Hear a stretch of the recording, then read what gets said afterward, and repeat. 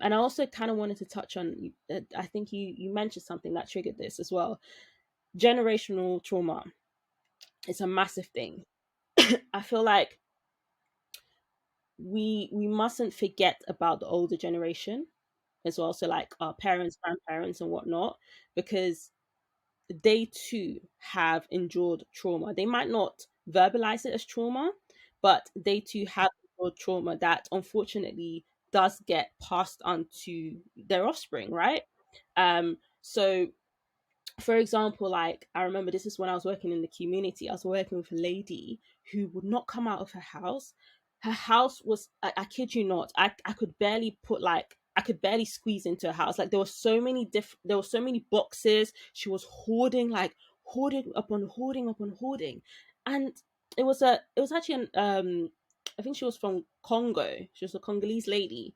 And we were sort of trying to understand why does she keep hoarding? Why does she keep hoarding? Like, what's going on?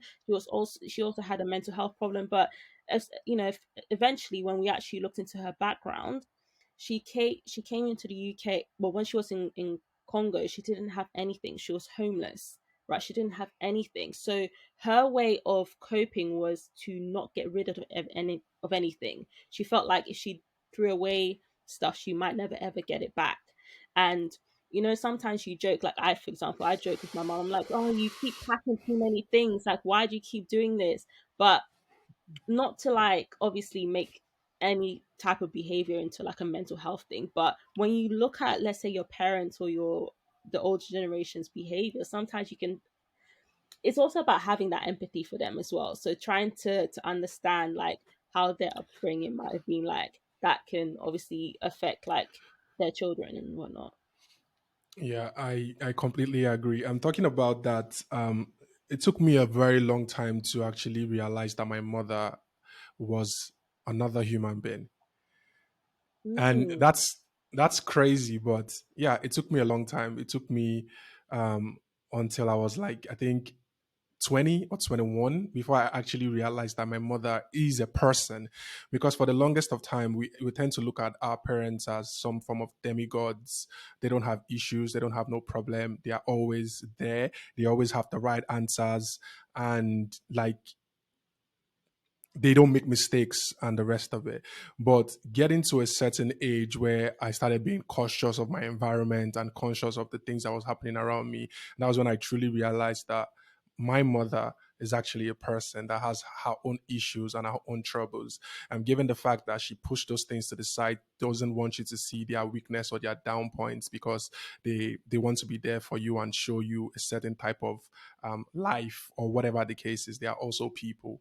And I think that's one of the harshest reality that actually hits us as young adults when we start coming of age and expressing ourselves in the world.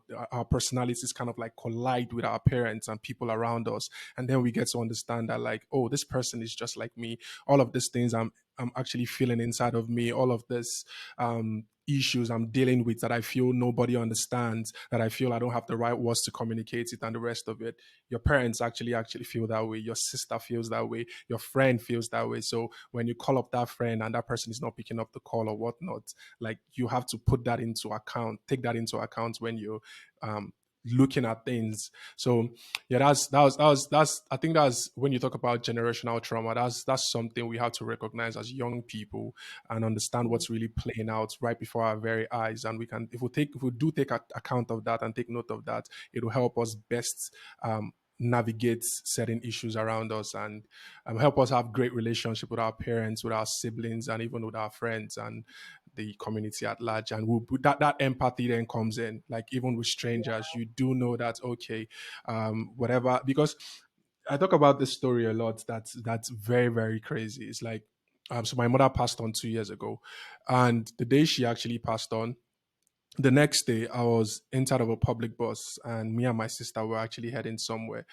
and I was sitting down on the bus, and the world was just going on.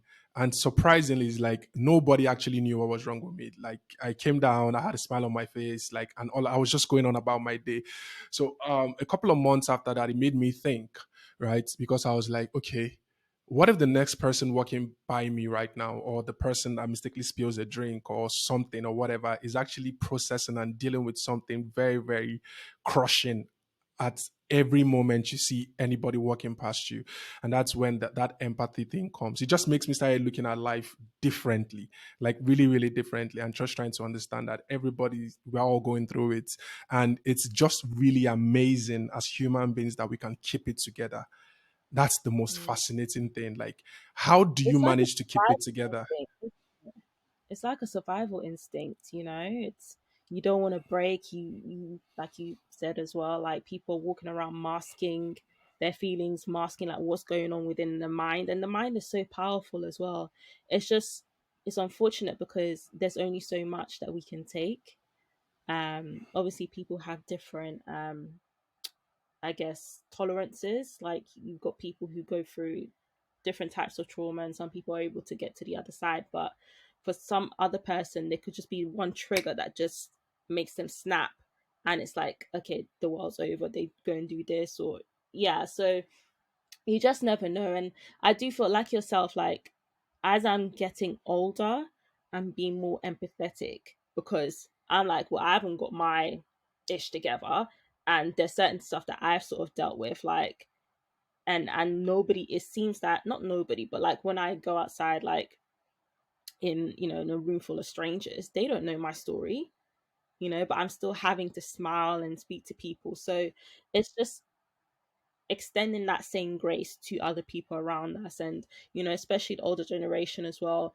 And I do feel I am very proud to be in this current generation where it's like we are more vocal about these type of things. We're more willing to put in the effort to change, make political changes that obviously affect um so many people, but we're also able to kind of stand our ground towards the older generations who are still there, but mustn't get left behind. I feel like we still need to bring them on board as well, because there is still so much work to be done from their side as well as our side too.